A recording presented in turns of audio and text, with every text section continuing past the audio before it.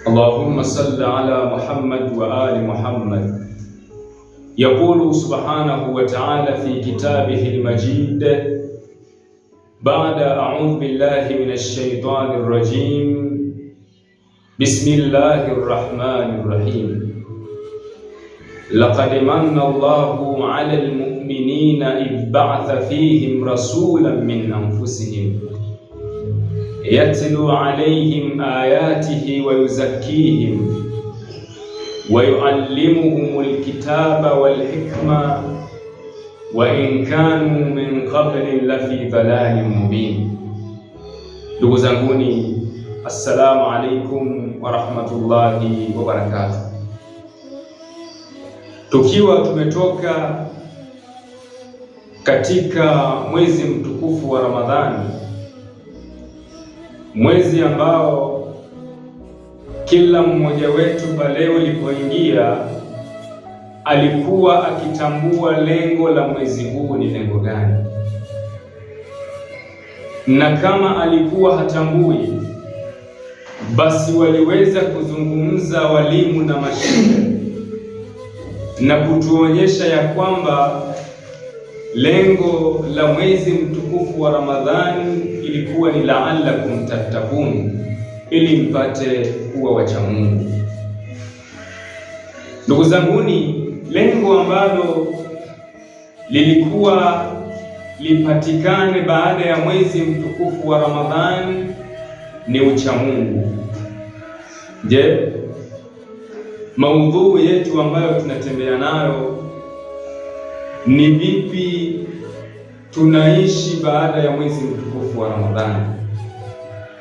Je, tutakengeuka baada ya mwezi mtukufu wa Ramadhani kuisha na tukarudi katika yale mambo ambayo Mwenyezi Mungu Subhanahu wa Ta'ala hayataki? Bila shaka ulipoingia mwezi mtukufu wa Ramadhani, kuna baadhi ya sehemu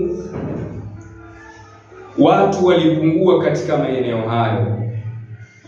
Lakini vipi, swali la kujiuliza, je, hali hii ambayo ilikuwepo katika mwezi mtukufu wa Ramadhani, hali hii inaendelea baada ya mwezi mtukufu wa Ramadhani kuisha, au la, watu wanarudi kama walivyokuwa kabla ya mwezi mtukufu wa Ramadhani kuingia? Ndugu zanguni Waislamu, ukirejea katika visa au katika tarehe, inatuonyesha ya kwamba baadhi ya matukio ambayo watu walikuwa wakiyafanya, matukio ambayo walikionywa na Mwenyezi Mungu Subhanahu wa Ta'ala wasiyafanye, na lau watu wale walikiendelea kufanya matukio hayo, basi Mwenyezi Mungu Subhanahu wa Ta'ala alikiwaletea adhabu. Kwa nini? Kwa sababu walikuwa wanaenda kinyume na ile misingi ambayo Mwenyezi Mungu Subhanahu wa Ta'ala anaitaka mwanadamu aweze kuishi katika misingi ile.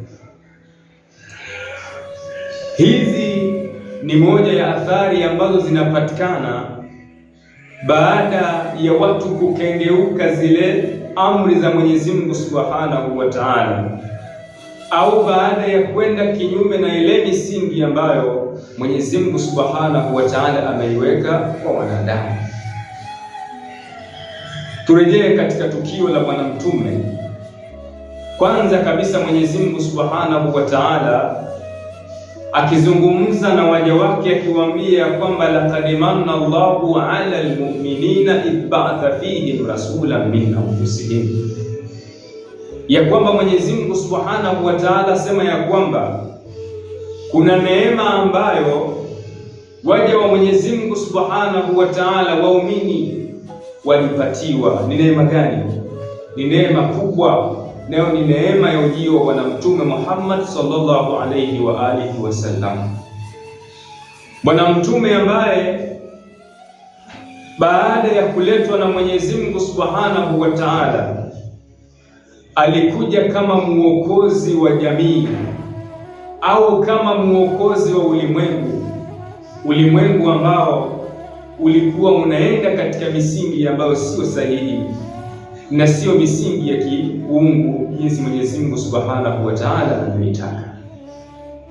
Ndipo Mwenyezi Mungu Subhanahu wa Ta'ala akazungumzia neema ya ujio wa Bwana Mtume Muhammad sallallahu alayhi wa alihi wasallam. Kwa nini? Kwa sababu kwanza amesema ala almu'minin, kwa sababu waumini ndio wanaotambua natija, thamani zaidi ya ile neema ambayo Mwenyezi Mungu Subhanahu wa Ta'ala ameituma katika sehemu hiyo. Lakini baada ya neema hii kuja, bila shaka ilikuja na misingi ambayo bila shaka watu wote waliweza kunufaika na misingi hiyo.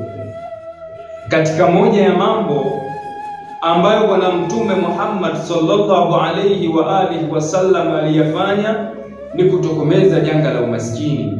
Kwa nini?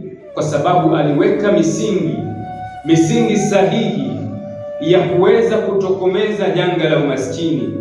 Janga hili ambalo linaweza likasababisha au likamsababisha mtu kufanya vitu ambavyo vinaenda kinyume na misingi ya Mwenyezi Mungu Subhanahu wa Ta'ala. Lakini pamoja na yote hayo, Mwenyezi Mungu Subhanahu wa Ta'ala anatuuliza, je, mtakengeuka baada ya Bwana Mtume kuuliwa au kufa na mkarudi katika zile zama ambazo mlikuwa kabla ya Bwana Mtume Muhammad sallallahu alayhi wa alihi wasallam kukujieni?